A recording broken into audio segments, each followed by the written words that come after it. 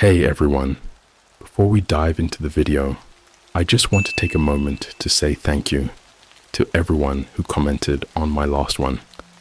Your support means everything to me. Right now, I am so happy that I saw that big of an audience that support my stories. Again, thank you so much, and I hope you enjoy today's video. I was hired to moderate a dark web forum. The members are all people who went missing. Okay, so this whole thing started about 6 months ago. I had just lost my job at a tech company. Nothing too exciting, just some entry-level IT stuff. And I was spending way too much time on Reddit, scrolling through job boards, reading horror stories about people getting scammed on the deep web. It's not like I was planning to go that far, but curiosity is a funny thing. You hear about it so much, it just kind of gnaws at you. Like, what's really down there? I was broke, out of work, and more than a little desperate. So, naturally, when I stumbled across this anonymous post on a random forum offering high-paying remote work for experienced moderators, I was intrigued. The post was super vague, like some shady Craigslist ad, but it promised good money for simple content management, and all I had to do was email this encrypted address to get more info. Now, I know what you're thinking. Sounds sketchy, right? And you'd be right. But at the time, I figured, what's the harm in just sending an email? Worst case, it's a scam, and I don't reply. Best case? Well, I was hoping for some easy money. So I sent the email. Not even an hour later, I got a response. The message was plain text. No greeting, no signature, just straight to the point. It read, "We're seeking a new moderator for a private forum. Compensation is $500 per week. Must be discreet. Reply if interested." $500 a week. I was barely making that in 2 weeks at my old job, and all for just moderating a forum. Seemed too good to be true, but I needed the money. So I replied, saying I was interested and asked for more details. That's when things started to get weird. I didn't get another email. Instead, I got a direct message through this encrypted platform I didn't even know I had access to. It was like they already had me set up on it, like they knew I was coming. The message had a link to the forum, along with login credentials and a brief note. Do not ask questions. Review flagged posts. Ensure users followed community guidelines. Payment will be sent weekly. I don't know why I didn't question it more. The money was already clouding my judgment. I mean, what could be so bad about moderating some niche dark web forum? People do that all the time, right? I clicked the link, logged in, and boom, I was in. The forum was called The Waiting Room. Weird name, but I didn't think too much of it at first. The design was old school, like something from the early 2000s. Everything was black. The text was in this creepy, sterile white font, and there were only a handful of sections. The topics were vague too.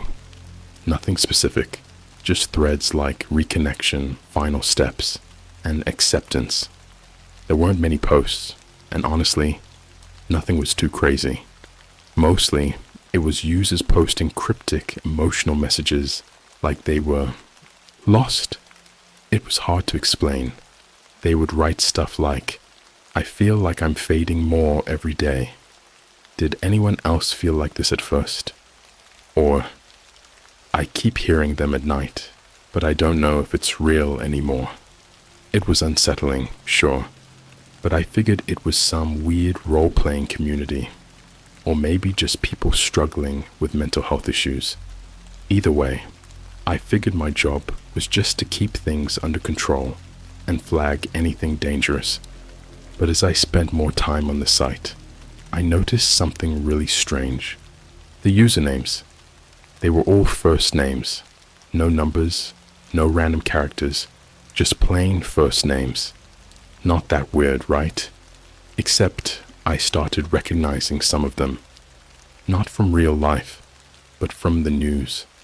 A name would pop up, and something would itch at the back of my mind, like I'd heard it before. At first, I thought I was just being paranoid, but then I Googled one of the names. I'll never forget the result that popped up. Emily Parker, 24, missing since June 2022. Last seen leaving a bar in downtown Portland. My heart dropped. Emily Parker. That was the same name as one of the users. I stared at my screen for a solid minute, trying to convince myself it was just a coincidence. Lots of people have the same names, right? But I couldn't shake the feeling. So I looked up another username, and another, and another. Every single one of them was tied to a missing person. Now, at this point, any sane person would have bailed. I should have just shut my computer down, deleted my account, and walked away. But something about it, I don't know. It was like I had to know more. I couldn't just stop. So I kept moderating. I kept reading their posts, and things only got stranger from there. After finding out the usernames were tied to missing persons, I couldn't stop thinking about it. I mean, what are the odds, right? But the more I dug, the worse it got. Each night, I'd sit at my computer, reading these posts, trying to make sense of it all. But the posts, man, they were getting darker. And I don't mean like trolls being edgy for attention. I mean really dark. At first, the posts were vague, like I mentioned before. People talking about feeling lost or disconnected, like they were stuck somewhere between two places. But after a few days, the tone shifted. They started talking about the others. There were whole threads dedicated to them. People would ask things like, "Has anyone seen the others? I think they're getting closer." Or, "I heard their whispers again last night. They're always louder before something happens." Is this normal? This wasn't some role-playing game. The fear in their words felt too real. It wasn't the kind of fear you fake. It was desperate, like they were holding on by a thread, trying to figure out what was happening to them before it was too late. I didn't interact much at first. I was there to moderate, not to engage. But after about a week, someone messaged me directly. The message popped up on my screen late one night. The user's name was Claire. I recognized it from one of the threads. She hadn't posted much, mostly short replies, always asking the same question: when does it end? The message just said, "Do you know what's happening to us?" I froze. How the hell was I supposed to respond to that? I wasn't even sure what was happening, let alone why she'd think I knew. But then I noticed something. Next to her username, there was a small icon I hadn't seen before, like a glitchy hourglass, half broken, flickering. I clicked on it, and her profile opened up. No bio, no profile picture, just a list of posts she'd made. But at the top, right under her name, it had her status listed as final stage. I'd never seen that before. I went back to the forum, checking the profiles of other users who'd posted recently. Most had statuses like reconciling or new arrival. Some didn't have any status at all. But Claire, she was different. Final stage. What did that even mean? Before I could think too much about it, another message came through. "It's too late for me. But you can still help them. Please." I didn't reply. Honestly, I was too freaked out. But when I refreshed the page, her account was gone. Like, completely wiped from the forum. Every post, every comment. Just gone. I stared at the screen for what felt like forever. My hands were shaking. Something about that last message crawled under my skin. Help them? What was I supposed to do? That night, I couldn't sleep. My brain was on overdrive, playing back every weird post, every cryptic message. And then I started to wonder, could these people really be missing? Were they actually stuck in some kind of digital limbo? It didn't make sense, but nothing about this did. I figured the next logical step was to dig deeper into the forum's history, see if I could find some clue about what was really going on. But when I looked for any archived threads, everything from before the week I started moderating was gone, wiped clean. The only thing I found was a single sticky post pinned to the top of the reconnection section. Welcome. You've been chosen. Keep them close. You'll be here soon. I don't know why, but that post made me feel sick. There was something off about it. I clicked on it, thinking maybe it was some admin announcement, but all it did was reload the page.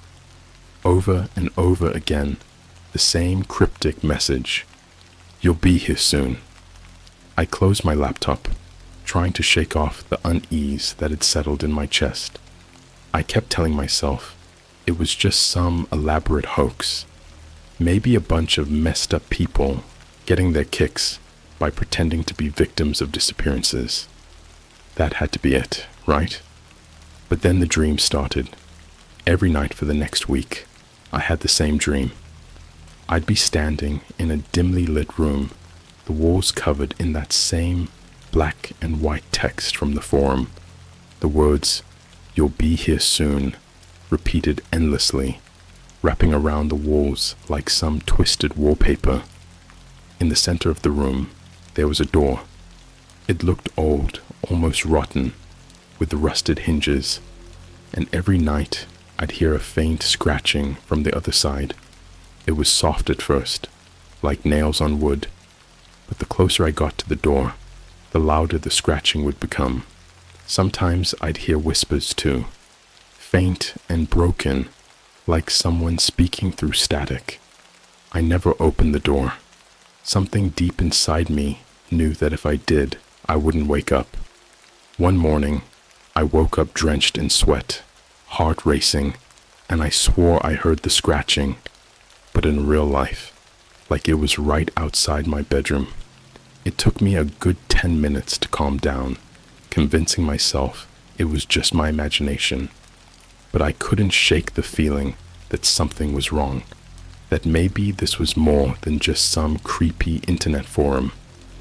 That night, I logged into the forum again.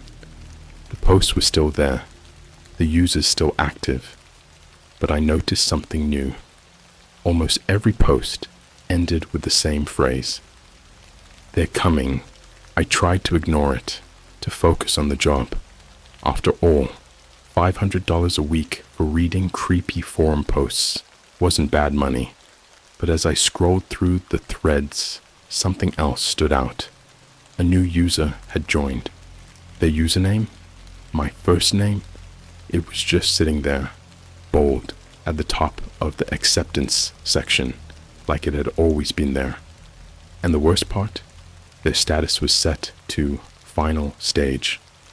I stared at the screen, my own name staring back at me from that eerie forum. It was surreal, like seeing your own face in a nightmare, but knowing you're awake. My first instinct was to delete the account, but I couldn't. I clicked on the profile with shaking hands, expecting to see, I don't even know what, but it wasn't me. The profile was completely empty. No posts, no bio, no comments. Just my first name and that haunting status, final stage. It didn't make any sense. I hadn't created this account. I hadn't posted anything. But there it was, sitting at the top of the forum, like it had been waiting for me to notice. And that status, final stage, Claire's account had that status right before she disappeared. What did it mean? I logged out, closed the laptop, and tried to calm down. Maybe this was some kind of prank. Maybe someone had seen me moderating and decided to mess with me. That had to be it. But then I started thinking about Claire's message, her cryptic plea for help before she vanished. I hadn't replied. Was this some kind of warning? For the next few days, I avoided the forum. I couldn't even bring myself to open my laptop. Every time I thought about it, my heart would race, my palms would sweat. I told myself it was just paranoia, that I was overreacting, but deep down, I couldn't shake the feeling that something was watching me. Not just on the forum, everywhere. Things around my apartment started feeling off. I'd hear these faint noises at night, like tapping or scratching at the windows. I lived on the 3rd floor, so I knew it couldn't be anything outside, but it didn't matter. The sound was always there, faint but persistent, like something trying to get in. And the dreams. Every night, the same door, the same scratching. Every time it felt more real, like the door was closer. I tried to push through it. I tried to tell myself it was just stress. But after about a week, I got an email from the same encrypted platform. This time, the message was different. Why haven't you logged in? You're missing posts. My stomach twisted when I read that. The sender was anonymous, of course, but something about it felt personal, like they knew me. I ignored the email at first, but the next day I got another one. You have a job to do. Don't forget who's paying you. At that point, I knew I couldn't avoid it any longer. I logged back into the forum, my pulse thudding in my ears. The new posts were all wrong. I don't know how to describe it. They were filled with frantic, garbled text, broken sentences, random letters, almost like someone was typing in a panic. But every post had one clear phrase buried somewhere in the chaos. They found me. The same phrase repeated over and over again, no matter the user. Even the ones I hadn't seen post in weeks. Names I recognized. Emily, Chris, Daniel. All of them had posted variations of that same chilling sentence. They found me.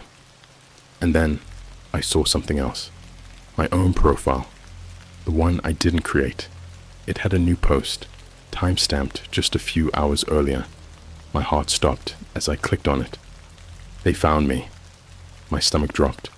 I hadn't written that. Someone or something had posted it for me. And the worst part? It had 3 replies. The first one read, "Welcome to the final stage." The second, "They're coming for you." And the third one, "Don't open the door." I slammed the laptop shut and jumped out of my chair. I was done. Whatever this was, whatever kind of sick game they were playing, I wasn't sticking around to find out. I grabbed my phone and called the only person I could think of. One of my old coworkers from my last job, Mark. He was a paranoid guy, always into conspiracy theories and hacking stuff. I figured if anyone could help me get off this forum or figure out what the hell was going on, it'd be him. When Mark answered, I explained everything, stumbling over my words, trying to make sense of the madness. At first, he didn't believe me. "Come on, man. It's just some troll trying to freak you out," he said. But then I sent him the link to the forum. I didn't want to log in again, so I just sent the homepage, asking him to check it out. A minute later, he called me back. "Dude, what the hell is this?" I asked him what he meant, but he was dead silent for a few seconds before saying, "The site doesn't exist." I thought maybe I sent him the wrong link, so I double-checked, but it was the same one I'd been using for weeks. When I tried to load it myself, the forum was gone. Like, completely wiped from the internet. No error message, no 404 page, just a blank screen. Mark sounded freaked out, which wasn't like him at all. That site, it's not a normal part of the web, he said, his voice shaking. It's buried deep. Someone wanted to hide it. That's when I realized. The forum wasn't just some dark web community. It was something else. Something older, buried so deep that most people wouldn't even know it existed, and I had stumbled into it. After that, I started digging through missing persons reports, trying to figure out just how many names I recognized from the forum. And there were a lot, way more than I had originally thought. People from all over the world, from different years, all missing under weird circumstances. It wasn't just random, it was like they were being chosen. I didn't sleep that night. Every time I closed my eyes, I saw that damn door. I heard the scratching. I could feel something pressing against it from the other side, waiting for me to let it in. And then, around 3 a.m., I heard it. Not in my dream, but in real life. A soft, insistent knock at my front door. I froze. My entire body went numb. No one knocks at my door that late. No one. The knock came again, louder this time. Then came the scratching. Low, slow, deliberate, like nails dragging across the wood. My breath caught in my throat. I didn't move. I couldn't. My brain was screaming at me not to go anywhere near the door, to pretend like I wasn't there. Whatever was on the other side, I didn't want to see it. The knocking stopped. The scratching stopped. But then I heard the faintest sound, like a voice whispering through the door, broken and distorted. "They found you." The knocking and scratching stopped, but the silence that followed was worse. My apartment felt like it had shrunk, like the walls were pressing in, squeezing the air out of my lungs. I stood frozen in my living room, staring at the door, listening for any hint of movement outside. Nothing. Just this suffocating quiet. I didn't dare check the peephole. I didn't want to see what might be out there. I didn't even want to think about it. Whatever had knocked, whatever had scratched, it wasn't human. I could feel that in my bones. I ended up sleeping, well, trying to sleep, on my couch, clutching my phone like a lifeline. Every little noise made me jump. Every shadow in the room felt like it was hiding something. The only light came from the faint glow of my phone screen, and I kept checking it, hoping for some kind of update. Maybe Mark had figured out more about the forum. Maybe there'd be some explanation that would make all this make sense. But there were no messages, just silence. The next morning, I decided I couldn't take it anymore. I had to know what was happening. I called Mark again, but this time he didn't answer. I tried texting him, but nothing came through. At first, I figured he was just busy. He worked weird hours and was always paranoid about staying off the grid. But as the hours ticked by, the unease gnawed at me. I checked his social media, but it hadn't been updated. I tried calling him again, but this time, the number went straight to voicemail. That's when I realized. Mark was gone. I don't know how I knew, but I just knew.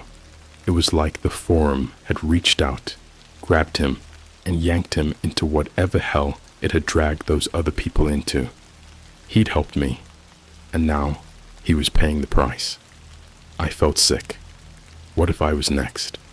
I forced myself to open my laptop, the familiar fear settling in my gut as I booted it up. The forum was gone, sure, but that didn't stop the nightmares or the feeling that I was being watched. Still, I needed answers, and maybe, just maybe, I could find some trace of the site hidden somewhere. When I logged back in, the homepage was still blank. Just like before, no error message, no sign the site had ever existed. But as I was about to close the window, something caught my eye. A faint flicker in the corner of the screen. It was so quick, I almost missed it. But then it happened again. A chat window. I didn't recognize the platform. It wasn't the same one the forum had used for messages, but the layout felt familiar in that same unsettling, outdated way. A single message blinked in the chat box, sent from an anonymous user. "Do you hear them?" I stared at it for a solid minute, trying to figure out if this was another part of the game. My hands were trembling as I typed back, unsure if I even wanted a reply. "Who is this?" The response was instant. "They're in the walls." I slammed the laptop shut. My heart was pounding in my chest so hard, I thought I might pass out. It didn't make any sense. How did they know? How could they possibly know about the noises I'd been hearing in my apartment? The tapping, the scratching. My breath hitched as I thought about the whispers, the soft sound that had echoed through the door the night before. I hadn't told anyone about it. For hours, I paced around the apartment, trying to figure out what to do. I couldn't stay here. The walls felt like they were watching me. I grabbed my phone and started looking for hotels or anywhere I could crash for a few nights, but I couldn't focus. Every sound felt amplified. The hum of the refrigerator, the creak of the floorboards, even the ticking of the clock on the wall. It all felt like it was converging on me. Then, around 8 p.m., my phone buzzed with a notification. It was an email, but not from anyone I recognized. The subject line read, "Last chance." Against my better judgment, I opened it. The message was short, just one line. "You need to log back in. You're almost out of time." I knew it was a trap. I knew that nothing good would come from going back to the forum. But at the same time, I had to know. Something inside me was pulling me toward it, like the answers were right there, just waiting for me to uncover them. Maybe if I logged back in, I could find out what happened to Mark. Maybe I could stop this. I hesitated for a long time before opening my laptop again. The screen flickered, and then, almost as if on command, the forum reappeared. The same black background, the same eerie white text. Only this time, there were far fewer users online. A dozen, maybe less. Most of the names I recognized were gone, wiped from existence, just like Claire's. But there was one new post at the top of the page, pinned in the final stage section, my section. The title made my blood run cold. Moderator missing. I clicked on it. The post was brief, but the meaning was clear. Mark didn't follow the rules. He's part of them now. Are you next? That was it. That was the moment I realized that whatever was behind this forum, it wasn't just messing with me. It was actively hunting me.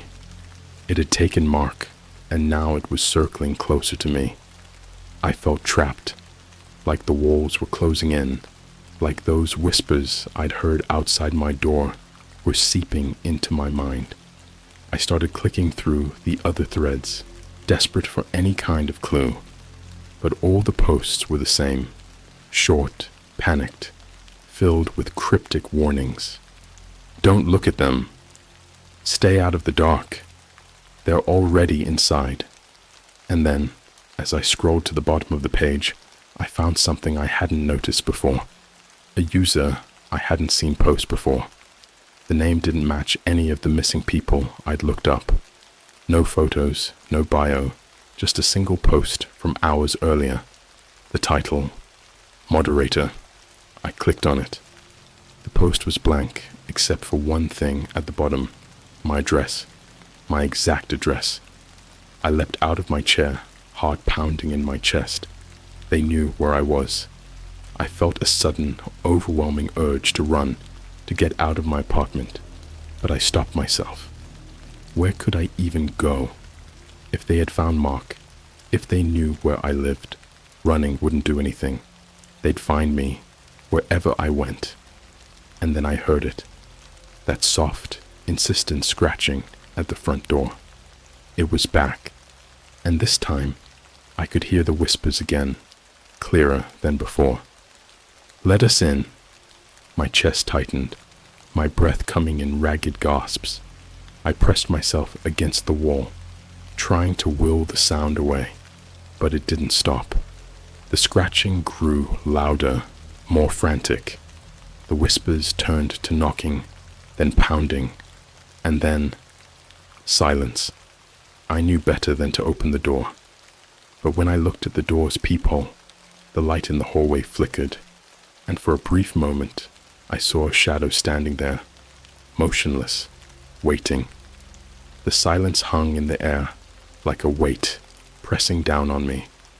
My pulse was hammering in my ears as I stared at the door. That shadow, whatever it was gone now, but I could still feel it, just on the other side, waiting. I knew better than to go near the door. Every instinct in my body screamed not to open it, not to let whatever was out there inside. But that only made the tension worse. I couldn't run, couldn't hide. It was like the walls were closing in, trapping me with nowhere to go. My phone buzzed again, breaking the suffocating silence. I looked down, expecting another message, another warning, but it wasn't a message. It was a call. The caller ID showed an unknown number. I stared at the screen, my finger hovering over the decline button, but something stopped me. A part of me, some twisted, terrified part, needed to know who it was. Maybe it was Mark, or someone from the forum. Maybe there was still a way out. So I answered, my voice barely more than a whisper. "Hello." At first, there was nothing but static. I thought it was a bad connection, or maybe a prank call. But then, through the crackling interference, I heard it. A voice, faint but unmistakable. "You're running out of time." It was my voice. The static grew louder, drowning out the words, but I heard enough. My blood ran cold. The same voice, my voice, echoed back at me, repeating the same thing, over and over. "You're running out of time." I dropped the phone, my heart pounding so hard it felt like it might burst out of my chest. I couldn't move, couldn't breathe. My own voice was coming from that call, from somewhere else, somewhere I wasn't supposed to be. Then, from outside my door, I heard a single knock, soft, deliberate, followed by a whisper, so close it felt like it was right behind me. "It's too late now." I spun around, backing into the far corner of the room, my eyes locked on the door. The scratching started again, but it wasn't just at the door this time. It was everywhere. The walls, the windows, even the floor beneath my feet. Like something was inside the walls, crawling through the building, closing in on me. The whispers grew louder, more insistent, overlapping and distorting. I couldn't make out what they were saying anymore, but I didn't need to. I knew what they wanted. They were telling me to open the door. I don't know why I did it. Maybe it was the fear, the pressure, the sense that something was pulling me toward it, that there was no escaping whatever was waiting on the other side.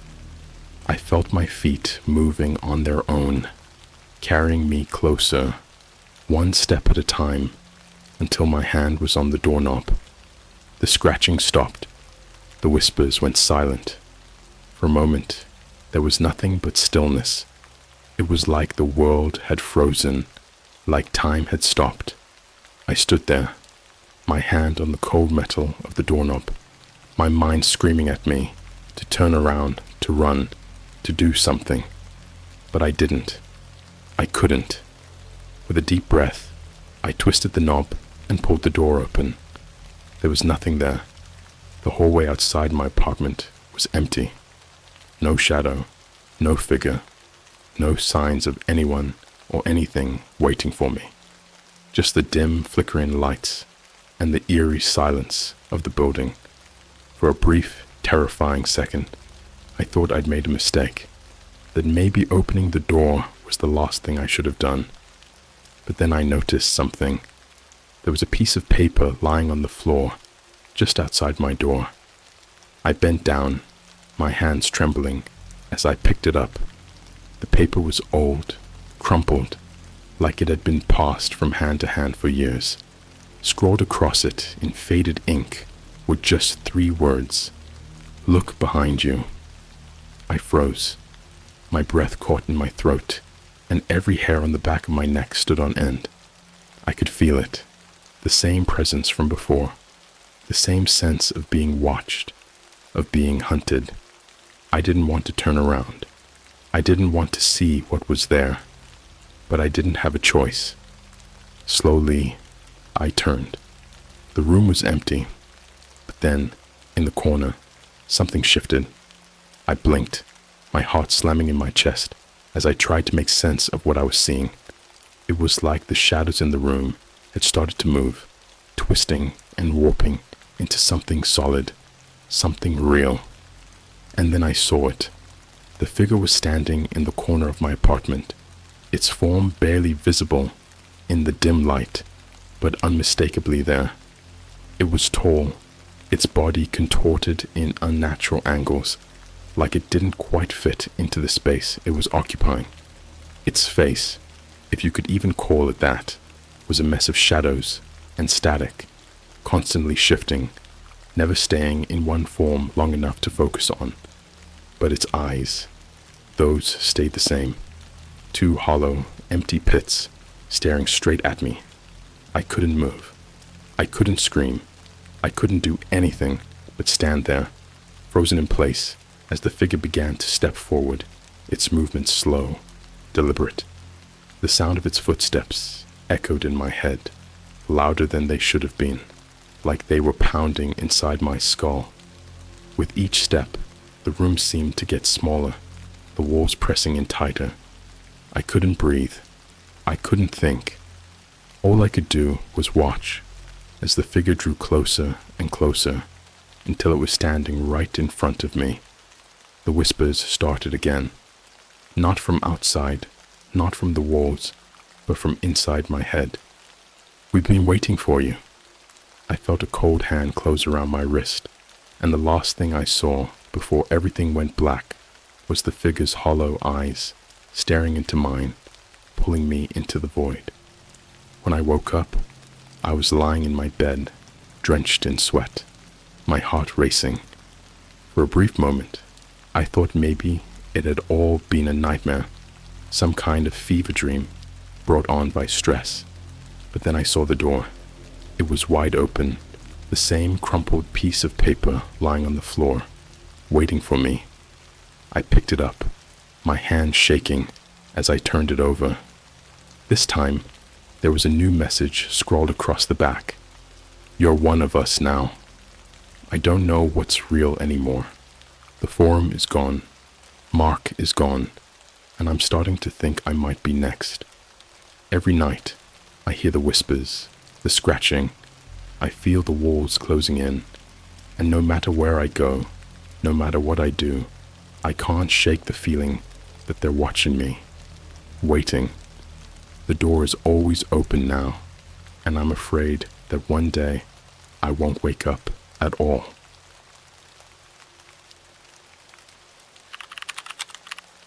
I ordered a mystery box from the dark web. Inside was a map leading to a forgotten town. Alright, so let me just start by saying, I'm not that guy. You know the type, people who think it's a great idea to go poking around on the dark web just for kicks. Yeah, not me. But curiosity has a way of biting you, and I guess I got bit hard this time. Let me explain.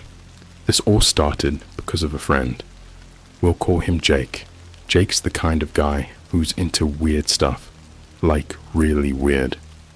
Think conspiracy theories, alien documentaries, and all that fringe internet stuff. Anyway, one night we were hanging out at his place, scrolling through the weird side of Reddit when he brought it up. "Have you heard about those mystery boxes from the dark web?" he asked, casually, like we were talking about a new game or something. I hadn't, but the way he talked about it made it sound kind of interesting. There's this whole thing where people order these sketchy boxes from the deep web, and supposedly you never know what's inside. Some people get creepy dolls, weird art, maybe some old dusty tech. Sometimes it's harmless, but other times, not so much. I should have stopped there. I know I should have. But Jake had a point.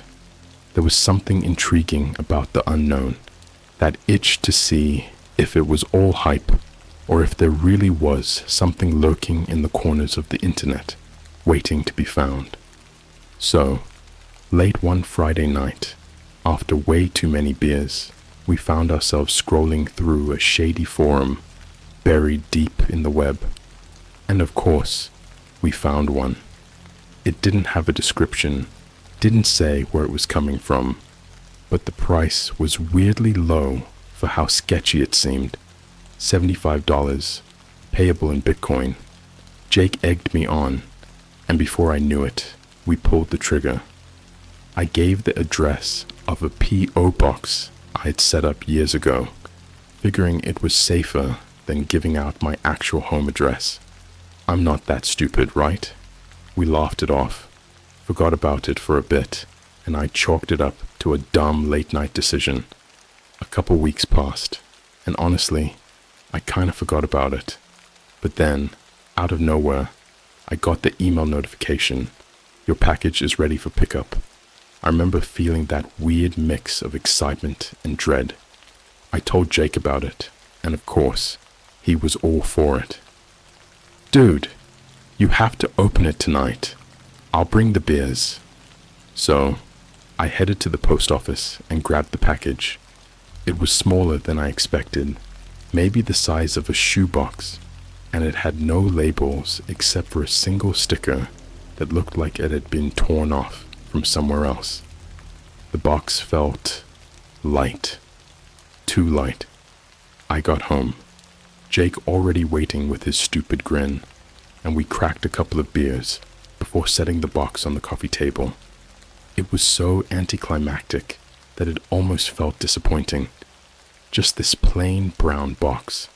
No blood splatters or anything wild like you see in those YouTube videos. Just a box. I grabbed a knife, sliced the tape, and opened it. Inside, there was nothing but an old piece of paper. No creepy doll, no weird artifacts, just a folded up map. At first, I thought it was a joke, like we'd gotten scammed or something, but then Jake grabbed it and started examining it closer. "Dude, this is a map," he said, squinting at the yellowed paper. "Like, to somewhere. This looks old." I took it from him, and sure enough, it wasn't just any map. It had a real aged look to it, like something you'd find in an antique store. Hand-drawn too. The lines were delicate but shaky, like someone had traced it with real intent. There were no town names or landmarks, just a single road leading to what looked like a small cluster of buildings, deep in the woods. No highways, no main streets, nothing. Just one road in and out. At the bottom, in faded ink, there was a word written in cursive. Hawthorne. We both stared at it for a minute, and I could see Jake's mind racing. "Hawthorne? Where is that?" I asked, flipping the map over like there'd be some secret hidden on the back. But it was blank. Jake pulled out his phone, typing the name into Google. Nothing. Not a single mention of a town or city named Hawthorne nearby. This has to be some kind of prank, man, I said, trying to brush it off, but I could feel that uneasy sensation creeping in, the kind where you know something's off, but you don't want to admit it. Jake, of course, was already on board with the idea. Dude, this could be some old ghost town, or maybe something that's been, like, erased from maps. You know, like those conspiracy theories where entire towns disappear. I didn't want to admit it, but he was kind of convincing me. There was something strange about this whole thing. Why would someone send us an old map leading to a town that doesn't seem to exist? You want to go? I asked, half joking. But Jake's eyes lit up. Hell yeah, man. Let's check it out this weekend. It's not like we have anything better to do. So, here I am, holding this crinkled map, staring at the word Hawthorne, feeling that pull again, that curiosity. I don't know what's out there, or why this map ended up in my hands, but something's telling me we have to go. I've got a bad feeling about this, but I guess we'll find out soon enough. We didn't waste any time. By Saturday morning, Jake had already packed up his beat-up Jeep, and we were ready to head out. I wasn't sure how to feel about all this. Half of me thought it was going to be a wild goose chase, and the other half, well, that part felt like we were about to step into something we probably shouldn't. But once we got started, there was no turning back. The map, as detailed as it looked, didn't have any coordinates. There were no road names or mile markers, just that winding single road leading us into what felt like nowhere. But Jake, being the persistent dude he is, figured we'd start by driving west. He said the general area on the map looked like it lined up with a part of the state he'd heard about. Maybe it was just dumb luck or some instinct of his, but either way, we headed off into the sticks with nothing but some snacks, a few flashlights, and a full tank of gas. After about 2 hours of driving, the landscape started to change. We weren't on the highway anymore. The roads got narrower, and the trees started crowding in closer. The GPS wasn't even tracking us anymore. We had literally driven past the last sign of civilization about 20 minutes ago. No cell signal, no other cars, just us, the map, and the dense woods pressing in on all sides. Jake was still driving, humming some tune, like this was all fun and games. I, on the other hand, couldn't shake the feeling that something was off. And I'm not just talking about how quiet everything had gotten. It was like the air was different out here. Heavier, maybe. There was this thick, uncomfortable silence that even the radio static couldn't drown out. And then, we saw it. There, in the middle of nowhere, was the road from the map. The same twisting, narrow path we'd been looking for. Except, here's the weird part. It wasn't on any GPS. There were no signs, no mile markers, no indication that this road even existed. But somehow, we found it. Or maybe it found us. Dude, this is it, Jake said, his voice almost cracking with excitement as he slowed down and turned onto the dirt road. This is definitely it. I didn't say anything. I just stared out the window as the trees seemed to close in around us, casting long, twisted shadows over the Jeep. The deeper we went, the worse it got. The road was barely wide enough for the car now, and the trees seemed like they were moving closer, almost leaning in. I know that sounds stupid, but when you're out there, with nothing but the sound of your own breathing and the crunch of tires on gravel, your mind starts playing tricks. The road was winding, just like on the map, and every turn made me feel like we were going deeper into some forgotten place. A place that maybe wasn't meant to be found. The more we drove, the darker it got, even though it was only around 4 p.m. The The trees were so thick overhead that they blocked out most of the sunlight, making everything feel like it was trapped in this weird, endless twilight.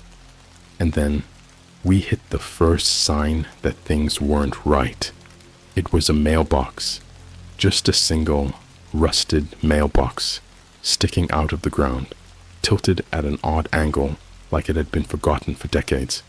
No house, no driveway, nothing. Just this one lonely mailbox with no number or name. I glanced over at Jake, but he didn't seem fazed. He was too focused on the road ahead. A few more minutes passed, and we saw the first building. At least, I think it was a building. It was more like the skeletal remains of a house, almost completely swallowed by the forest. The roof had caved in, and vines had grown up through the windows, strangling the walls until they barely resembled a structure anymore. But what really freaked me out were the cars. There were two of them, sitting there in the overgrown weeds, rusted beyond recognition. Old cars, too, like from the 60s or something. One of them still had its doors hanging open, as if whoever had been driving just got out one day and never came back. "This place is giving me the creeps, man," I said, finally breaking the silence. Jake just laughed it off. "Relax, dude. It's probably just an old ghost town. There's tons of them scattered around the country. People used to live out here, and then they moved to the cities. Happens all the time." I didn't respond. I kept looking out the window, and that's when I noticed something even weirder. The trees. Some of them had markings. Symbols, maybe. I couldn't make them out at first. Just dark, jagged shapes carved into the bark. And the further we drove, the more of them I saw. Symbols on trees, on rocks, even scratched into the side of one of those abandoned cars. My stomach was doing flips at this point. The road was narrowing even more, and I was starting to doubt whether we could even turn around if we needed to. And trust me, I was already thinking about turning around. But Jake, being Jake, kept going. Then, we saw the sign. It was old, barely hanging on to its rusted metal frame, the paint long since faded, but you could still make out the word. Hawthorne. We were here. "Holy crap, we actually found it," Jake said, almost jumping out of his seat. He slowed down, pulling the Jeep to a stop, just before the sign. Beyond it, I could see the outlines of buildings. They were mostly hidden by the trees, but there was definitely a town back there. I felt my pulse quicken as we got out of the Jeep. The air was thick, heavy with the smell of wet earth and something else, something metallic, like rust or blood. I shook the thought out of my head. No, it was probably just the old cars, the decaying metal. Jake unfolded the map, looking like a kid on Christmas morning. "This is it, man. We're actually here. Hawthorne." We started walking toward the town, and that's when I realized how quiet it was. No wind, no birds, no distant hum of traffic. Nothing. Just our footsteps crunching on the gravel. As we approached the first building, a decrepit old church, something moved in the shadows. I stopped dead in my tracks, grabbing Jake's arm. "Did you see that?" He looked at me, frowning. "See what?" I pointed toward the church, but whatever it was gone now. The front doors were wide open, creaking slightly in the breeze that had suddenly picked up. "There's someone here," I whispered, the hair on the back of my neck standing up. Jake looked around, his face pale. "I didn't see anyone." "You sure?" But I was sure. I was absolutely sure. Because whatever it was watching us. I stood there, staring at the church, heart pounding so hard I could feel it in my throat. Whatever I saw, if it was a person, wasn't there anymore. The doors swayed gently in the breeze, creaking with every slight movement. I wanted to turn around, head back to the Jeep, and forget all about this messed up place. But Jake was already moving forward, practically jogging toward the church like an idiot. "Dude, we're not alone," I hissed, trying to grab his attention, but he just waved me off like I was overreacting. "There's someone here, man. I saw something." "Probably just an animal," he said, not even looking back. "This place is old, abandoned. It's been left to nature for years. Relax." I didn't answer. Instead, I scanned the buildings around us. Hawthorne was a shell of a town, barely standing. Most of the structures were half collapsed or entirely overtaken by the forest. What had once been houses and stores were now rotting skeletons of wood and rust. The weird part, there was no sign of modern decay. No graffiti, no broken beer bottles, no sign that anyone had passed through here in decades. It was as if time had swallowed this place whole. We were in the middle of the main street, or what used to be the main street, I guess. A row of crumbling buildings on either side, weeds growing up through the cracks in the road, and those same strange symbols scratched into nearly everything. They were everywhere now, on doorways, on the pavement, even carved into the side of a toppled streetlight. The symbols weren't random either. They looked like they meant something, but I couldn't make any sense of them. Jake stopped in front of the church, peering inside. "Look at this place. It's like a freaking time capsule." I hesitated, standing a few feet back, watching as he stepped onto the rotting steps.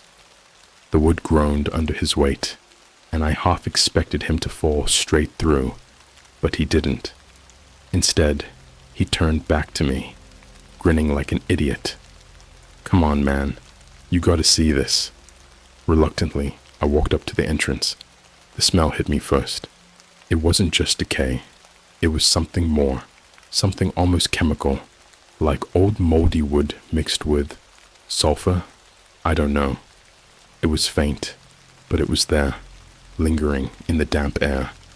Inside, the church was a wreck. The pews were overturned, broken in half.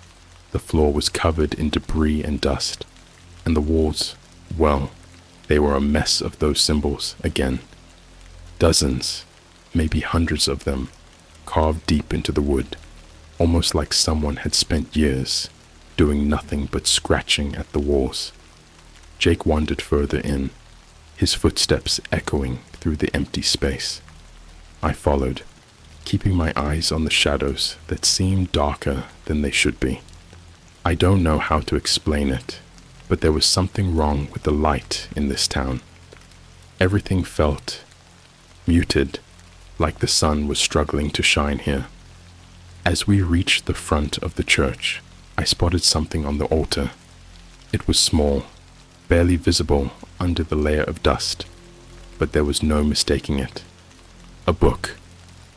"Jake," I said, my voice low. "You see that?" He nodded, already moving toward it. The closer we got, the clearer it became. The book was old, ancient-looking, with a cracked leather cover and no title. It was like something out of a horror movie, like one of those cursed objects you're not supposed to touch. But of course, Jake picked it up. "Dude, put that down," I said, taking a step back. "Seriously, we don't know what that is." But Jake, being Jake, ignored me and flipped it open. The pages were yellowed and brittle, filled with more of those strange symbols, along with handwritten notes in the margins. Some of the words were in English, but most of it was some language I didn't recognize. As he skimmed through it, I could see his expression change. The grin faded, replaced by something else. Confusion, maybe fear. "This is weird," he muttered, flipping through more pages. "It's like a journal or something. Whoever wrote this, they were obsessed with the town. The There's something off about it. Before I could ask what he meant, the temperature dropped. I don't mean like a slight breeze or a cool draft. I mean dropped. 1 second, we were standing in a musty, abandoned church, and the next, it felt like we'd stepped into a freezer. My breath came out in a fog, and the hair on my arm stood up. "Jake," I whispered, but he didn't respond. He was too focused on the book, his eyes darting across the pages. I looked around, suddenly hyper-aware of every sound, or lack of sound. The quiet was back. No birds, no wind, no creaking wood, just dead silence. And then, there was something else. Footsteps. Faint, slow, coming from the far end of the church. My heart practically stopped as I turned, scanning the shadows. At first, I couldn't see anything. But then, out of the darkness, a figure emerged. It wasn't like any person I'd ever seen. Tall, thin, almost skeletal. Its skin, or whatever was left of it, was stretched tight over its bones, gray and cracked, like old parchment. And its face, God, its face was all wrong. Hollow eye sockets, a mouth that looked like it had been sewn shut. The stitches rotted away long ago. It moved slowly, each step deliberate, its feet scraping against the floor. I grabbed Jake's arm, shaking him. "Jake, we need to go. Now." He looked up from the book, confused. But when he saw what I was staring at, his face went pale. For the first time, I think he realized just how bad of an idea this was. We didn't wait. We bolted out of that church so fast, I don't even remember hitting the door. The sunlight, if you could call it that, hit us like a wave, but it didn't feel any safer out there. The whole town was different now. The buildings, the trees, everything seemed closer, like the forest was squeezing in, trying to trap us. We ran back to the Jeep, not saying a word, our footsteps echoing through the dead streets. But as we reached the car, something stopped me.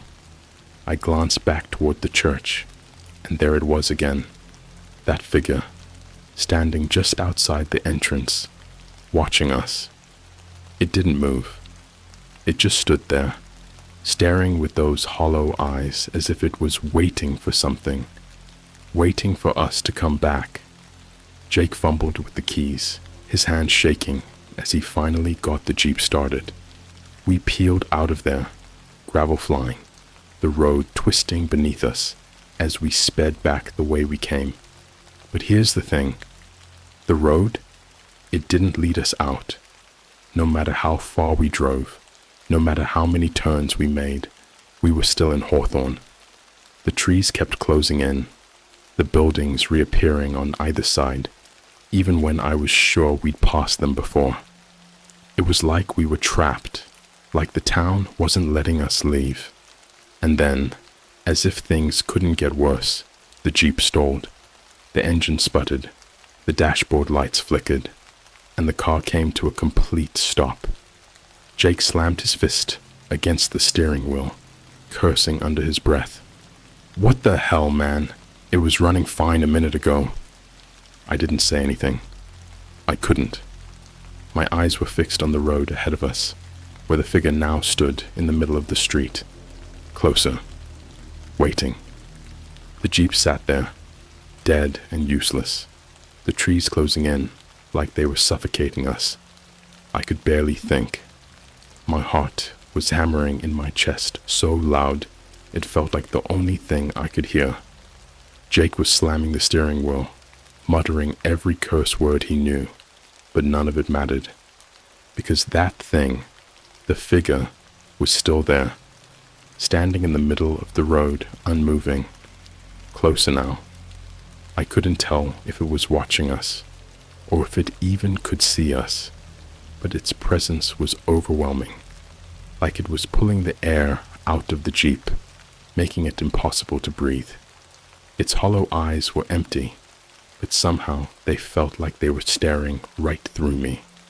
The longer I looked at it, the more distorted it seemed, like it was flickering in and out of existence, almost vibrating against the backdrop of the road. "We need to get out of here," I whispered, my voice barely audible. My hands were shaking so bad, I could barely grip the door handle. I didn't know where we could go, but staying in the car wasn't an option anymore. Jake yanked the keys out of the ignition, his eyes wild. "Out? Are you kidding me? You saw that thing, right? You want to walk? What if there's more of them?" He was right. I didn't want to get out of the car, but something deep in my gut told me we couldn't just sit here either. The trees, the road, the town. It was like the whole place was shifting, changing, trying to swallow us whole. I could feel it, like the ground itself was alive, pulsating under our feet.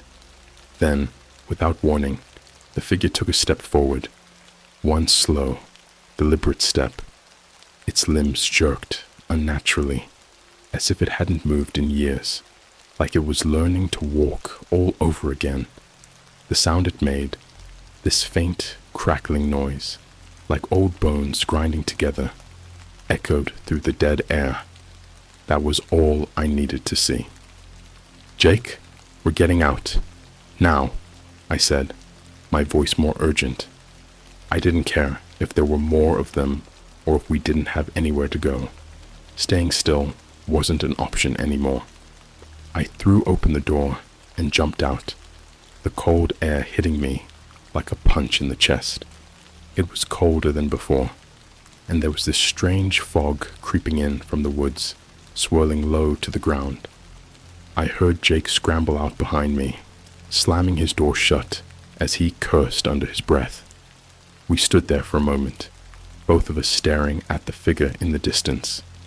It hadn't moved any closer, but it was still there, still watching. The quiet was unbearable. The only sound was the soft crunch of leaves under our boots as we started walking, away from the figure, away from the jeep, away from whatever the hell was happening. The road was narrow, twisting deeper into the woods, and the further we walked, the less familiar everything looked. It was like the town itself was shifting. The trees were closing in, thicker now, the branches tangled and twisted like they had been warped by something unnatural. The symbols were everywhere, on the trees, the rocks, even the ground beneath our feet. "How is this happening?" Jake muttered, his voice low and strained. "We should have been out of here by now. We drove for miles, but we're still here." I didn't have an answer. Nothing about this made sense. The road wasn't supposed to loop like this. We should have reached the highway by now. Hell, we should have seen some sign of civilization, a house, a farm, anything. But it was just trees and fog, and that creeping sense that we were being followed. And then I heard it again. Footsteps. Slow, shuffling footsteps coming from behind us. I stopped dead in my tracks, my pulse spiking. Jake froze too, his eyes wide as he looked at me. "Tell me you hear that," I whispered. He nodded, his face pale. "Yeah, I hear it." We both turned around, and that's when I saw it again. The figure. But this time, there were more of them, at least 3 or 4, stepping out from the shadows of the trees, their gaunt bodies moving in that same unnatural jerking motion. Their faces were the same, hollow, stitched-up mouths, empty eyes. Each one was staring at us, but not moving quickly, just slow, methodical steps, like they knew we had nowhere to go. "We need to run," I said, my voice trembling. "Now!" Without waiting for Jake to respond, I took off down the road, my legs burning as I pushed myself to move faster than I ever had in my life. Jake was right behind me, his breath coming out in short, panicked gasps. The trees blurred past us as we ran, the fog thickening. making it hard to see more than a few feet ahead. But I didn't stop. I couldn't stop. The footsteps behind us were getting closer, that awful grinding noise echoing through the air, louder now, like they were gaining on us. And then, just as I thought we might outrun them, the road ended. Dead stop. There was no warning. 1 second we were running on the cracked pavement, and the next, the ground dropped off into nothing. A cliff. A steep, jagged drop into a gorge that stretched out into darkness below us. I skidded to a halt, nearly losing my balance as my feet scrambled for solid ground. Jake grabbed my arm, pulling me back. Holy crap! Where did the road go? I couldn't answer. My heart was pounding too hard, and the panic was setting in. I looked behind us, and there they were, the figures, all of them, standing at the edge of the road just a few yards away. They weren't moving anymore, just watching, always watching. What do we do? Jake whispered, his voice barely audible. I looked around, desperately searching for any way out. There was nothing, just the cliff behind us, and the figures in front of us, closing in like a slow, inevitable tide. The fog was thick now, swirling around their feet, and the cold was unbearable. And then, through the fog, I saw something. At first, I thought my eyes were playing tricks on me. But no, it was real. Just beyond the figures, in the distance, there was a light. Faint, flickering, like an old lantern hanging in the darkness. It didn't make sense, but at this point, nothing did. And that light, it was the only thing that felt real, the only thing that felt safe. Look, I said, pointing. Do you see that? The light? Jake squinted, his breath still coming out in heavy bursts. Yeah, I see it. What the hell is that? I don't know, I admitted, but it's our only chance. We didn't have time to think.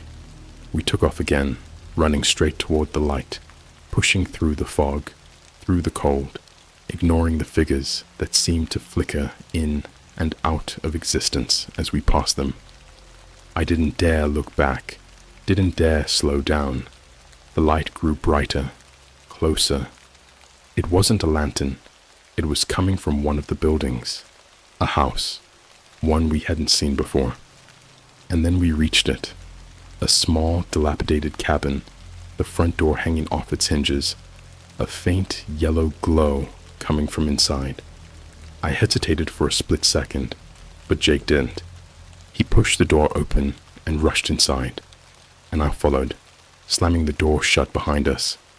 The air inside was warm, too warm, like stepping into a furnace after being outside in the freezing cold. The light was coming from an old kerosene lamp sitting on a rickety table in the middle of the room. But what caught my attention wasn't the light. It was the photos. Hundreds of them, maybe more, covering every inch of the walls. Old black and white photographs of people, families, kids, couples, all of them staring directly at the camera, their faces frozen in time, blank expressions, their eyes hollow. I stepped closer, my stomach turning, and then I saw it. One of the photos was us. I couldn't breathe. There it was, right in front of me, a photo of Jake and me, standing in the middle of Hawthorne's dead, empty street. The same street we'd been walking through just moments ago, except in this picture. We looked different, faded, like we'd been standing there for decades. Our clothes were the same, but our faces, God, our faces, the eyes were hollow, just like those things that had been following us. Jake stepped up next to me, his breath catching in his throat. What the hell? How is this? He didn't finish. I didn't need him to. We both knew what we were looking at. That wasn't just a photo. That was a warning. A piece of the puzzle we hadn't put together yet. This town, It wasn't just forgotten. It wasn't just abandoned. It was something else entirely, and we were part of it now, whether we wanted to be or not. I tore my eyes away from the photo, scanning the rest of the cabin. Every wall, every inch was covered with more of those old pictures. People I didn't recognize, strangers, but all with the same hollow eyes, all of them standing in hawthorn. Some of the photos were so old, the faces were almost unrecognizable, faded to the point of being ghosts on paper. But others looked recent, too recent. I turned back to Jake. We need to go. Now. But he wasn't listening. His eyes were locked on something else, something in the corner of the room. I followed his gaze and immediately regretted it. There, propped up against the wall, was an old, rusted wheelchair, and sitting in it was a body, or what was left of one. It was skeletal, draped in tattered, decaying clothes that looked like they hadn't moved in years. The skin, or what was left of it, was shriveled and leathery, stretched thin over brittle bones. But the worst part, the face. The eyes were sewn shut, just like the figures we'd seen outside. Its mouth was open, gaping, as if frozen in a scream that had never ended. Jake took a step back, his face pale. "Oh my God!" I didn't know what to say.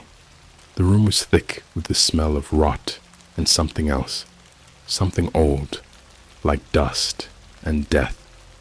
My stomach churned, and for a moment I thought I was going to throw up.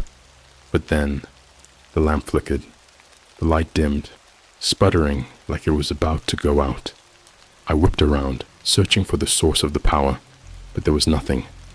No wires, no generator, just that old kerosene lamp, barely holding on. And then, from somewhere deep in the house, I heard it. A voice, faint, low, but unmistakable, whispering. I froze, my skin crawling. Jake heard it too. His eyes darted to mine, wide with fear. We didn't say a word, but we didn't have to. We both knew we weren't alone in that cabin anymore. The whispering grew louder, more insistent, like it was coming from all directions at once. I couldn't make out the words, if they were words at all, but the tone was wrong. Like something ancient, something forgotten, was trying to speak through the walls. "We need to go," I repeated, my voice shaking. I grabbed Jake's arm, pulling him toward the door, but he didn't move.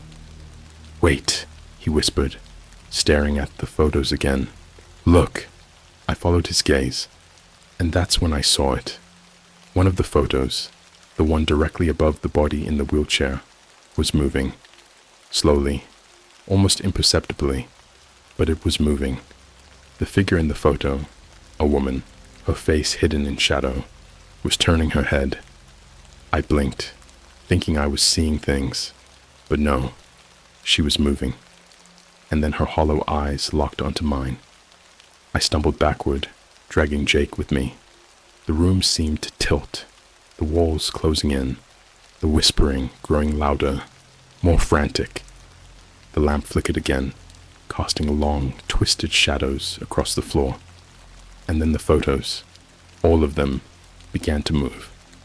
One by one, the people in the photos started shifting, turning, their heads moving, their eyes, those hollow, empty eyes, following us, watching us. Some of them reached out, their fingers curling against the edges of the photos, as if they were trying to break free. The whispering had turned into something worse now, a low, guttural moaning that echoed through the cabin, vibrating in my bones. "We need to get out of here," Jake muttered, his voice barely audible over the noise. He backed away from the photos, his eyes darting to the door. But when I turned to follow him, I stopped cold. The door was gone. There was no exit, no windows, just walls. The cabin had trapped us. My pulse skyrocketed as I spun around, looking for any way out. But the room seemed to be shifting, warping, like the space itself was changing. The photos were moving faster now, the figures inside them writhing, their mouths opening in silent screams. And the body in the wheelchair, it wasn't still anymore. Its head had turned toward us, and the faintest, rasping breath escaped its gaping mouth. "We're not getting out," Jake whispered, his voice hoarse. "We're trapped." "No," I said, refusing to believe it. "There has to be a way." I grabbed the kerosene lamp, hoping maybe, just maybe, it would help light the way. But as soon as my fingers touched the cold metal, the whispering stopped. Everything went silent. The figures in the photos froze. The body in the wheelchair slumped forward, motionless. Even the air felt still, heavy, like the cabin itself was holding its breath. And then, in the dead silence, there was a knock. A single, slow knock. It came from behind us, from the wall where the door used to be. Jake's eyes were wide, his face pale as a sheet. What do we do?" I didn't answer. I couldn't. My mind was racing, my heart thundering in my chest. We were trapped, and someone, was knocking from the other side of the wall, slowly, deliberately. The knock came again, and then the wall began to crack. Thin, dark lines spiderwebbed across the wood, the sound of splintering filling the room. The cracks widened, and through them I could see something moving. A shadow, something on the other side, clawing its way through. Jake grabbed my arm, pulling me back. "We need to hide," he whispered, but there was nowhere to hide. The wall gave way with a deafening crack, and out of the darkness, the figure stepped through. But it wasn't alone. Behind it, more of them emerged, those hollow-eyed, twisted creatures that had been following us all along. Only now, they were here, inside. We backed up, but the room was shrinking. The cabin was closing in on us, the walls pressing closer, the figures advancing.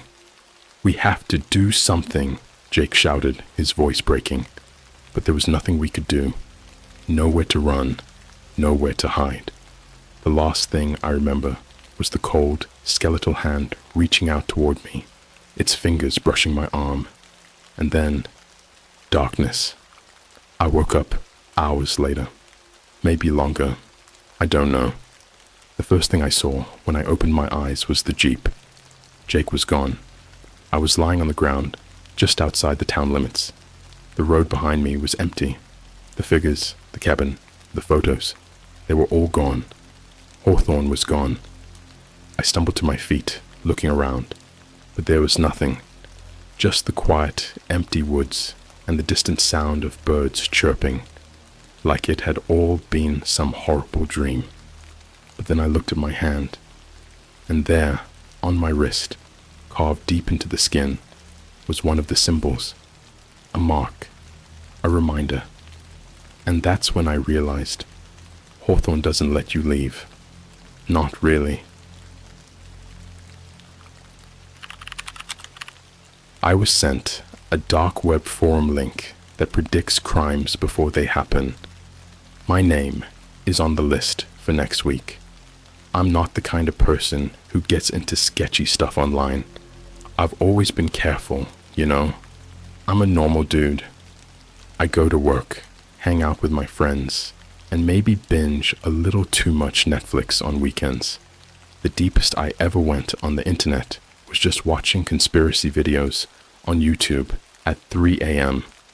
But about 3 weeks ago, I got pulled into something way darker. It all started with a message. I was on Reddit, browsing the usual subs. R Ask Reddit, R Gaming, whatever. Out of nowhere, I got a DM from this random account. The username was something like V1Gil4NT3Observer. Typical anonymous hacker sounding stuff. The message was short and cryptic. You've been chosen. See for yourself. Dot. Yeah, right. I thought it was a spam link, maybe a phishing scam. I've seen this stuff before, so I ignored it. I didn't click on the link, didn't reply, nothing. But then things got weirder. The next day, I got another message. Same person, same cryptic tone. But this time, it was more specific. Check the link. You're being watched. Now, I'm not easily rattled, but the way they phrased it, it got under my skin. I started thinking, what if this person actually knows something about me? So, like an idiot, I clicked the link. Before you roll your eyes, trust me, I know how dumb that was. But curiosity got the best of me. The link took me to this bare bones website, like early 2000s internet vibes. All black background with simple white text. No graphics, no ads, no navigation bar. Just a plain title at the top. The Watchers List. Below it, there was a list of names. Hundreds of them, maybe more. The thing that freaked me out, each name had a date next to it, and a brief description. Just a few words. Something like October 14th, hit and run, or October 22nd, home invasion. I almost laughed at first. It seemed so ridiculous, like one of those edgy creepypastas, or a prank site trying too hard to be spooky. But then I started scrolling through the names, and that's when my heart nearly stopped. A few lines down, I saw a name I recognized. It was a girl from my high school, Jenna G. We weren't close, but I remembered her. Under her name, it said, October 8th, drowning. Here's the thing. I remembered seeing something on Facebook about Jenna a week ago. She had died on October 8th. I didn't look into the details back then, but now I was staring at this stupid list that had the exact date of her death. That's when the cold sweat hit. My stomach dropped like I'd just missed a step on a staircase. My brain started doing mental gymnastics to explain it. Maybe someone updated the site after she died, but why? And how would they know the specific cause? I didn't even have time to finish processing when my eyes drifted down the page a bit more. That's when I saw my name. November 1st, homicide.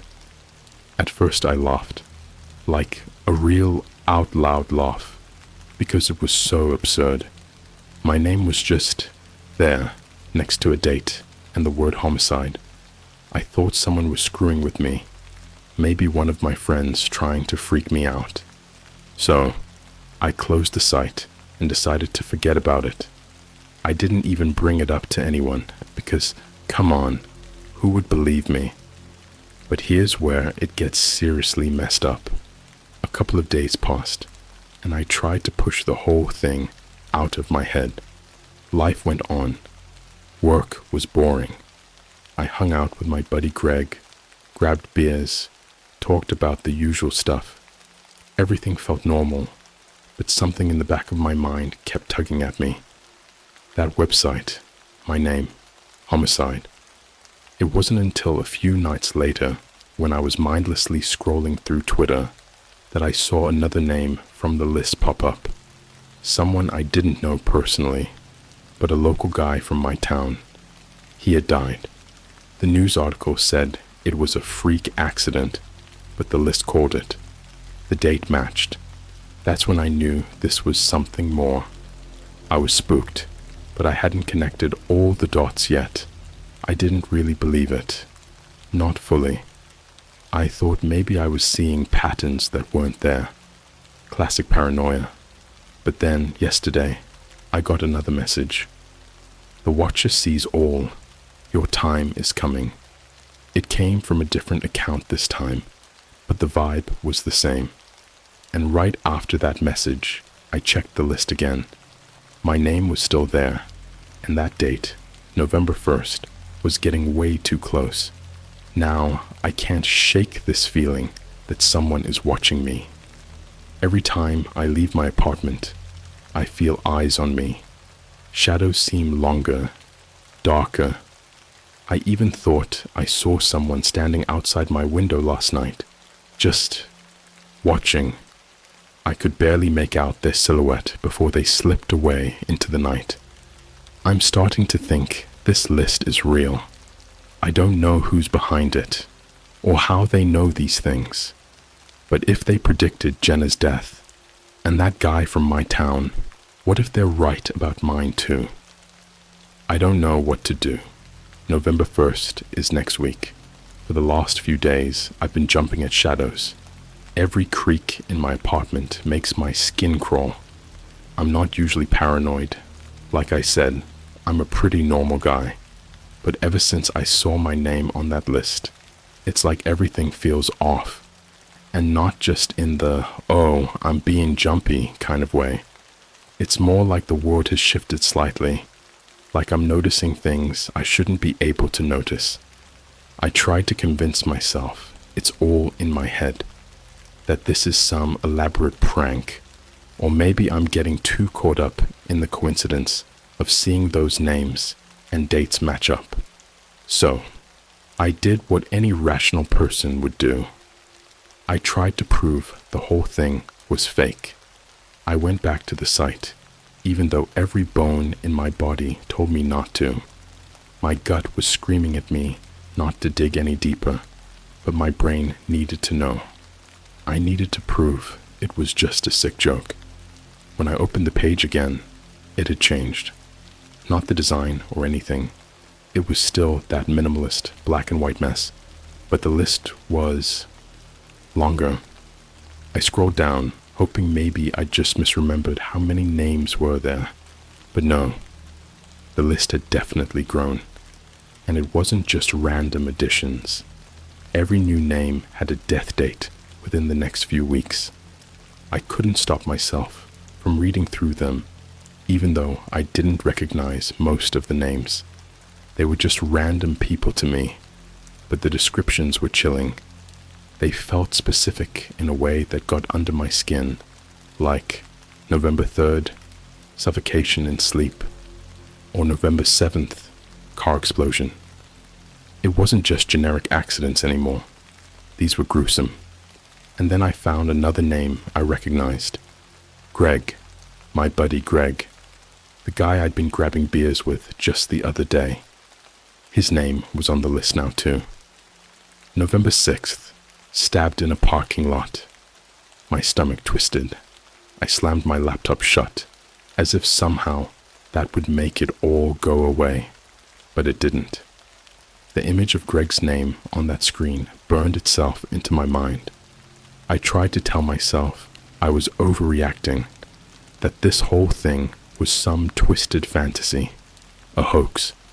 But the nagging feeling wouldn't go away.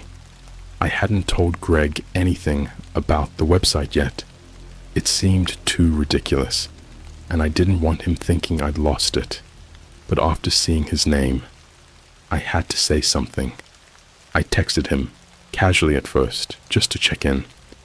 He didn't reply for hours, which wasn't super unusual, but this time it felt different. By the time he finally hit me back, it was already dark outside, and I had worked myself up into a panic. When I called him, my voice must have sounded off, because the first thing he said was, "Dude, what's wrong?" I didn't know how to explain it, so I just told him everything about the website, the names, the dates, Jenna, the random guy from town, all of it. I expected him to laugh it off, maybe tell me I'd been watching too much horror junk online. But when I finished, there was just silence on the other end of the line. After what felt like forever, Greg spoke. His voice was lower than usual, serious. "Man, you're freaking me out. Are you sure you're not messing with me?" "I swear to God, Greg, I'm not joking. Your name's on there too. November 6th, stabbed in a parking lot." He went quiet again, and I could hear him breathing. Then, after a pause, He said something that made my blood run cold. Dude, I've been getting weird messages too. I froze. I thought maybe he was just trying to mess with me, but his voice had this edge to it. I could hear the tension. He told me that, for the last few days, someone had been texting him from an unknown number. The texts were vague, but they all had this eerie tone, like they were watching him. One of the messages had even said something like, "Be careful where you park." I couldn't believe it. This couldn't be real.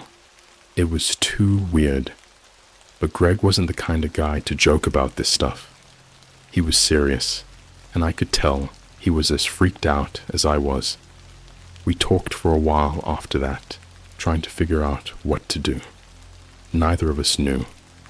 We both agreed that it could all be some elaborate prank, but the fear in his voice matched what I was feeling. Then things got worse. That same night, I'd started hearing things, not like creepy noises in my apartment. I mean, actual voices. I was lying in bed, staring at the ceiling, too wired to sleep, when I heard what sounded like whispering. At first, I thought it was just my neighbor's TV through the wall, but it was too quiet for that. Too deliberate. I sat up, listening, and I swear to God, it sounded like the whispers were coming from inside my apartment. Not in the walls, not from outside, but from somewhere inside, like someone was standing in the corner of the room, murmuring under their breath. I shot out of bed, flicking on every light in the place. I checked every room, every closet, even under the bed. Nothing. Nobody was there. I tried to tell myself I was just tired, that my mind was playing tricks on me, but the whispers didn't stop. They seemed to follow me, like a distant hum, always just on the edge of hearing. I didn't sleep that night. I just sat in my living room, lights blazing, clutching my phone like it was some kind of lifeline. Around 3 a.m., I got another message. This one wasn't from Greg. It was from another unknown number, just like the ones he'd been getting. "You can't escape the list." I stared at the words, heart pounding in my chest. My hands were shaking. I didn't know what to do, who to call, where to turn. I had no idea how deep this thing went, or if it was even possible to escape it. But one thing was becoming terrifyingly clear. Whoever was behind this wasn't just messing with me. They were watching me. And if that list was real, my time was running out. I didn't leave my apartment the next day. I couldn't.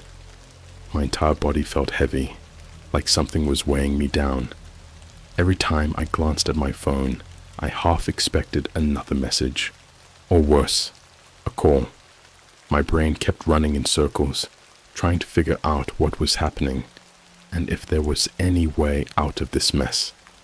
Greg texted me that afternoon, asking if I'd heard anything else.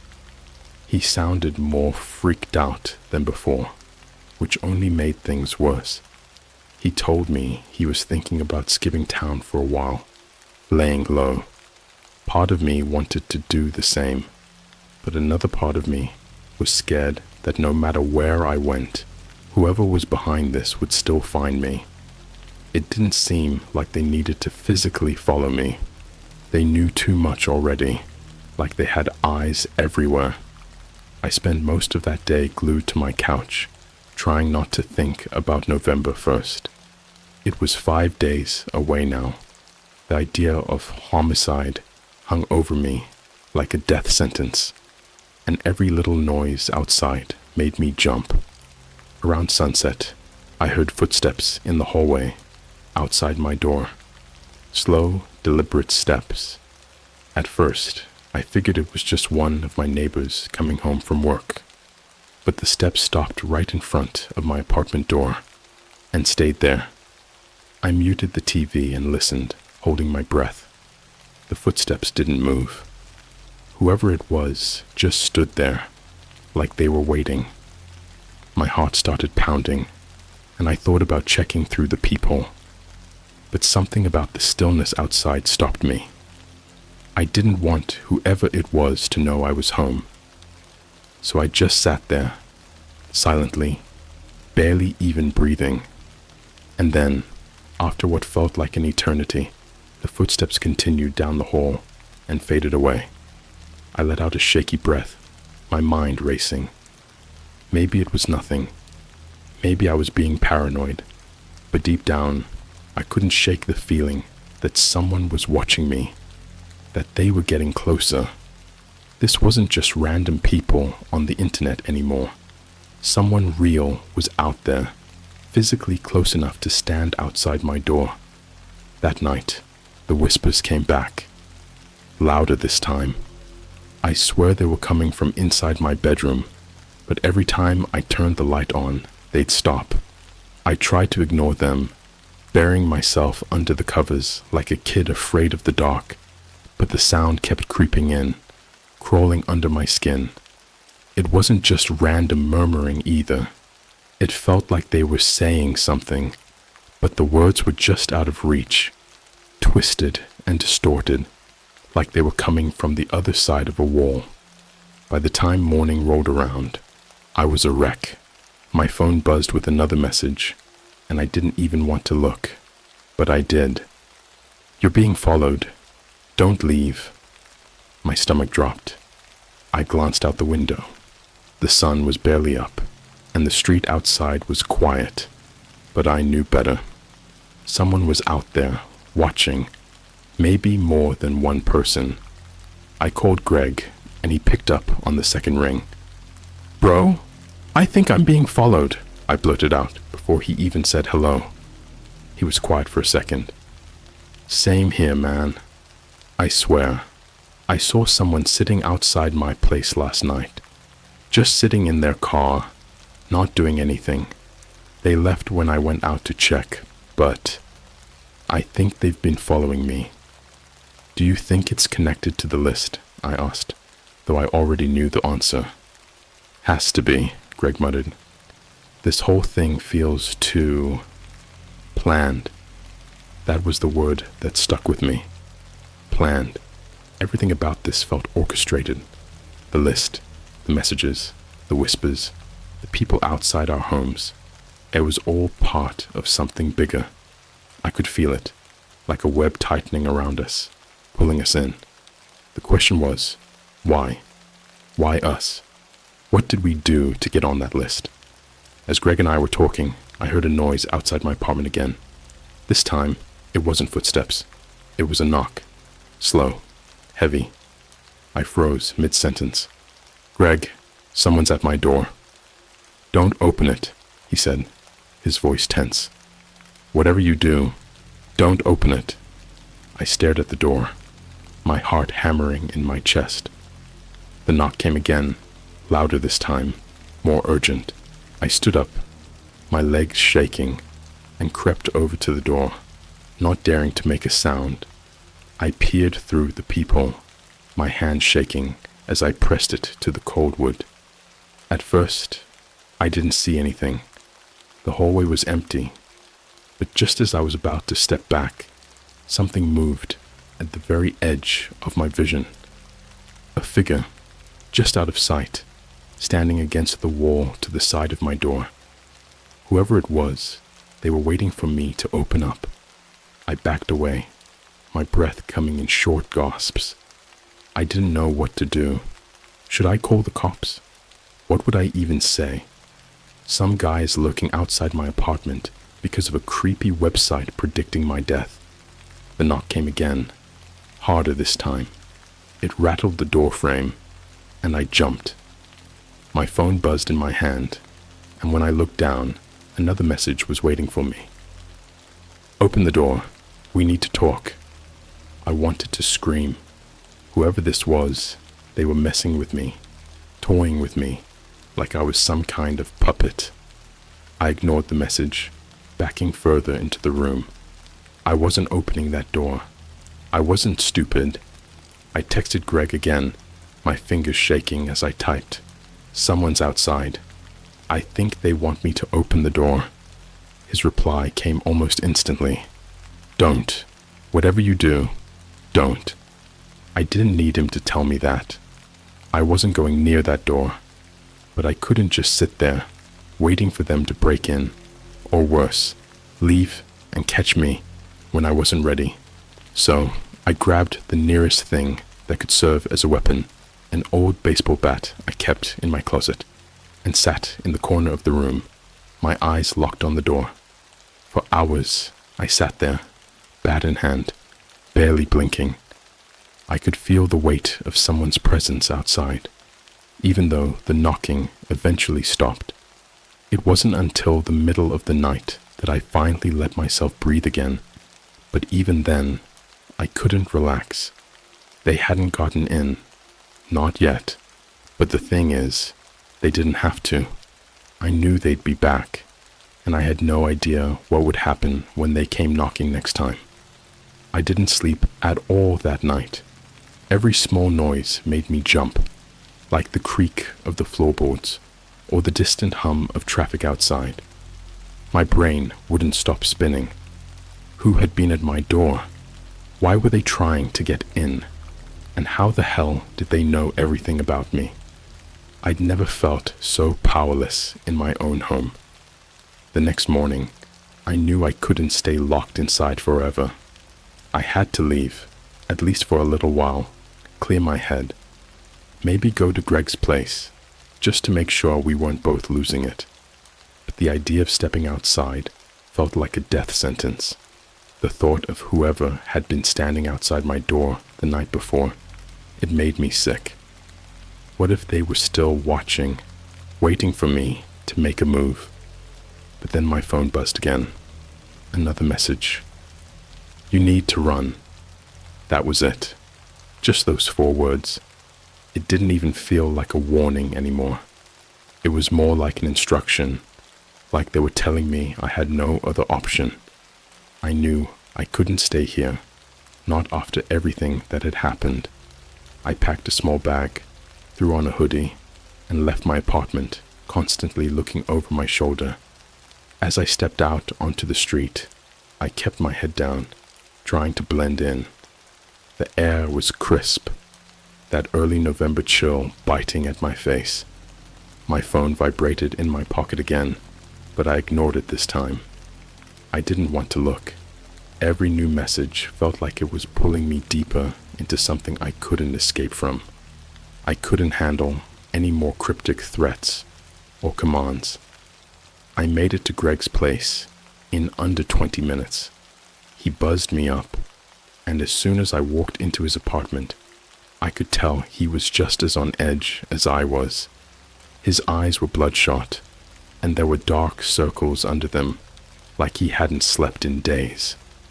We sat down on his couch, both of us avoiding eye contact, like neither of us wanted to admit just how bad things had gotten.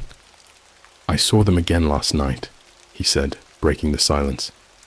"Outside my window. Same car, parked across the street. Just watching." "Do you think they'll come in?" I asked, my voice barely above a whisper. Greg shook his head, but I could see the fear in his eyes. "I don't know. I really don't. I don't know how this works, man. I don't know what any of this means." We sat there in silence for a while, both of us staring at our phones, waiting for the next horrible thing to happen. I kept checking the time, like I was counting down to something. November 1st was tomorrow, less than 24 hours away. Then, Greg broke the silence again. "We need to figure this out. We can't just sit here waiting for whatever's gonna happen." I agreed. But where do you even start with something like this? I mean, we were being harassed by people, or maybe something worse, from a website predicting people's deaths. It sounded insane, but it was happening. There had to be some kind of explanation. So, we did the only thing we could think of. We went back to the website. Greg opened his laptop, and we sat there, side by side, staring at the same black and white list that had been haunting me for days. My name was still there, and now Greg's was too, ticking down to tomorrow and the next few days. It felt more real now, more immediate, like something was coming for us, and there was no stopping it. We started scrolling through the names, trying to see if we recognized anyone else. There were hundreds of people, some already dead, some scheduled to die soon. The descriptions were just as brutal as before: drowning, burned alive, shot in broad daylight. The worst part? None of the dates were far off. These weren't events happening in years or even months. They were all days or weeks away, just like ours. And then, something caught my eye. Near the bottom of the list, there was a new name. A name that hadn't been there the last time we checked. It was Greg's younger sister. Dude. I pointed at the screen, my voice shaking. Look at this. Greg leaned in, and his face went pale when he saw it. Under her name, it said, November 8th, found in the woods. He stood up so fast he knocked over his chair. No, this is bullshit, he shouted, pacing around the room like he was trying to outrun the reality of what he just saw. I sat there, staring at the screen, feeling completely helpless. It wasn't just us anymore. This thing, whatever it was spreading. It was getting closer to the people we loved. We have to warn her, I said, but Greg just shook his head. What the hell are we supposed to tell her? Oh, hey, there's this website that says you're going to die in a week. She'd think we've lost our minds. But we can't just do nothing.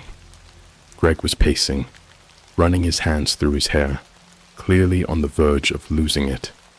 He grabbed his phone and started dialing, but then, before he could even press call, his phone buzzed with a new message. I saw his face go pale again as he stared at the screen. He didn't say anything for a long time, and I had to ask, what does it say? He handed me the phone without a word. The message was simple, just like mine earlier. It's already too late. I felt a wave of nausea wash over me. Whoever was behind this wasn't just watching us. They were playing with us. Every step we took, they were already ahead of us. And now, with Greg's sister's name on that list, it was like they were tightening the noose. But there was one thing I hadn't told Greg yet. One thing I hadn't even admitted to myself until now. Before I left my apartment that morning, I got a message. One that I hadn't read until now because I was too afraid to see what it said. I pulled my phone out, my hands trembling, and opened the text. It was from another unknown number. We're inside. My heart sank as the full meaning of the message hit me. They weren't just watching us from a distance anymore. They weren't just standing outside our doors, lurking in cars. They were closer than that.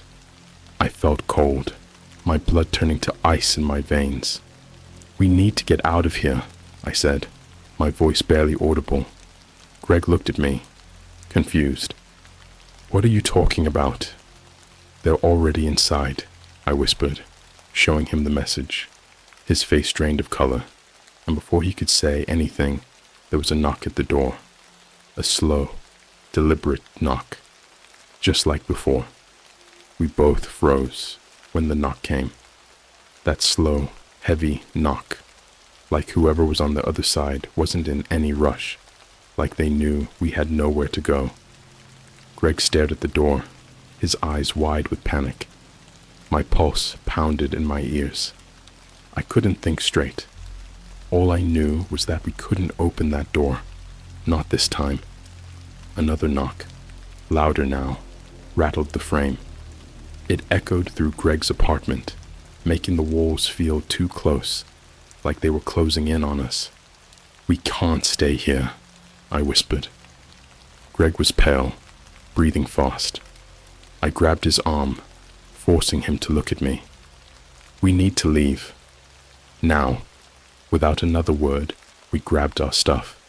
I shoved my phone into my pocket, threw on my hoodie, and motioned for Greg to follow. There was a fire escape outside his bedroom window. That was our only way out. As we moved, the knocking didn't stop. Whoever was at the door was still there, still waiting. I helped Greg open the window as quietly as possible. The cold air rushed in, biting at our skin, but the sharpness kept me focused. We stepped out onto the narrow metal platform, and I glanced down. We were 3 stories up, not an impossible drop, but far enough to make me hesitate. But hesitation wasn't an option. We climbed down as fast as we could, the metal creaking under our weight. My heart was racing so fast, I thought it might explode. Greg was right behind me, his face twisted in fear and disbelief. We didn't say a word to each other. We didn't have to. As soon as we hit the ground, I heard something. It wasn't footsteps or voices. It was more subtle than that. It was the sense that we were being watched. I could feel it in the pit of my stomach, like eyes were on us from every direction. We were exposed, out in the open. We bolted down the alley, barely thinking, just running. The city around us felt wrong. Too quiet for this time of day. Too still. The streetlights flickered as we passed, casting long, jagged shadows that stretched unnaturally behind us. I glanced over my shoulder, half expecting to see someone, but there was nothing. Yet, the feeling didn't go away. We ran for blocks without stopping, our breaths coming in ragged gasps. My legs burned, and my chest ached, but adrenaline kept me going. Finally, we ducked into a parking garage, slipping behind a row of parked cars. The air was thick with the smell of oil and concrete. The dim, flickering lights cast a sickly glow over everything, making the shadows seem deeper, darker. For a few minutes, we sat there, catching our breath, trying to figure out what the hell to do next. "We can't keep running forever," Greg panted, his voice shaky. "They'll find us." "I know," I muttered, staring at the ground. I didn't want to admit it, but he was right. Whoever, or whatever, was behind this was always one step ahead. They knew where we lived, knew where we were hiding, and worst of all, they knew exactly when and how we were going to die. And then my phone buzzed again. I didn't want to look. I didn't want to see another message.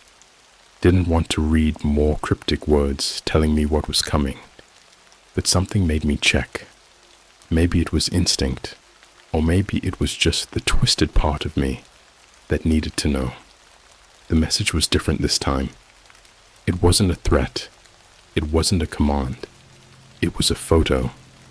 My blood ran cold as I opened it. The image was dark and grainy, like it had been taken from a distance, but I recognized it instantly. It was Greg and me, huddled behind the cars, right here in this garage. Someone had taken a picture of us hiding.